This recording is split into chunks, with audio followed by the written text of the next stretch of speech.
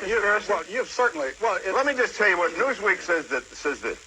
The John Birch Society considers communism only one arm of a master conspiracy in which socialist American insiders are plotting to establish world government.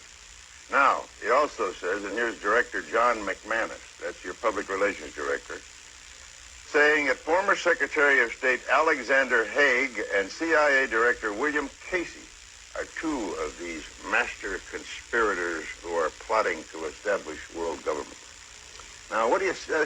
That kind of silly, asinine statement is what makes people laugh at the John Birch Society. Well, Tom, I'm sure being a long-standing member of the Rockefeller apparatus and as a member of the Council on Foreign Relations of long-standing, you're fully aware that there is an elitist core in this country that has seen value in subsidizing communism, of protecting communism. It has? Sure. You're accusing me of subsidizing communism? No, I'm saying because that I happen to belong to a there is an elite core. Study group? No, wait a minute. There is an elite core in this country that has dominated American society. Well, I'm not one of them. The Trilateral Commission. The Trilateral Commission, Council on Foreign Relations. State Department, I suppose? Well, let's face it, they've dominated the State Department for 40 years, and pretty much openly All right, so. but what are they trying to do? Well, their objective is to try to bring about a gradual transition in our society, a dissolving of sovereignty, and a moving steadily to the left on the political spectrum. Well, who are they? The elitist groups that I mentioned, particularly key individuals and policymakers in the Council on Foreign Relations. Is the International Monetary Fund part of this? Well, I would say the International Monetary Fund has certainly been set up for the purpose of facilitating that transfer of sovereignty and transfer of wealth on the road. All right, we elected Mr. Conservative. Let me just finish the point, because otherwise we're going to have a lot of unanswered questions. That you are looking at a group that has worked to bring about a dissolution of national sovereignties on the road to world government. And certainly you're familiar with local Professor Carroll Quigley, who has been part of your club, in which he admitted all this. And he said in his book, Tragedy and Hope, the only thing I disagree is that we've worked to keep it a secret.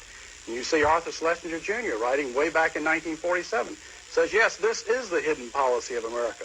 But we can't tell the American public because they're too unsophisticated to see the value. What is the instrumentality of world government? What is the instrumentality? Of all the things to say about Arthur, that's the silliest statement I ever heard. He never made anything like that. Well, let me suggest that you read the May-June issue of the Partisan Review of 1947, Tom, and you can read it for yourself. It's called the Schlesinger Manifesto. Said there was a conspiracy to promote communism. No, he didn't use the word conspiracy. He said the objective is to bring about...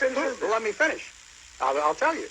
He said that the objective, the secret policy, which we can't tell the American public because they're not sophisticated enough to see the value, is that through a steady result of erosion of new deals, we bring the American society steadily to the left, and through a sound concept of benign containment, we merge into the vital center of the socialist left. Those are his words, not mine. I think John Kennedy was a member of that conspiracy? No, let me ask you this. The World Federalist movement in the post-war era contained a lot of people who eventually broke with it, and a lot of people thought the UN, in the post-war era, looked toward world government. Sure. Indeed, they did, up until 48, 49. But a lot of them said, look, we were utopian.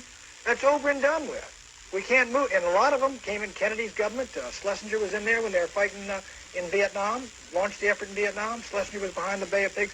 In other words, look, isn't there some move that occurred in the post-war era that now has been dissipated because nobody believes in the utopian ideal of world government anymore? Well, I think there are those that realize that moving straight from a prototype of the United Nations into world government perhaps is tactically impossible. But phasing out increasingly national sovereignty into regional government and phasing out sovereignties into international treaties in multiple areas the whole movement toward, quote, interdependence. Yes. NATO is part of the conspiracy? Well, there are certainly elements in NATO. There are people in NATO who are very strongly dedicated to the defense of the West. But at the same time, you find in NATO a steady dissolution. You find a growing weakness as a NATO policy dominated by State Department policies that has not worked. Well, it's a regional grouping, and I think, therefore, it may be suspect by the John Birch Society. We're talking with Congressman Larry Macdonald, who has recently been elevated, I guess, to chairmanship of the John Birch Society, succeeding Robert Welch. We'll be back.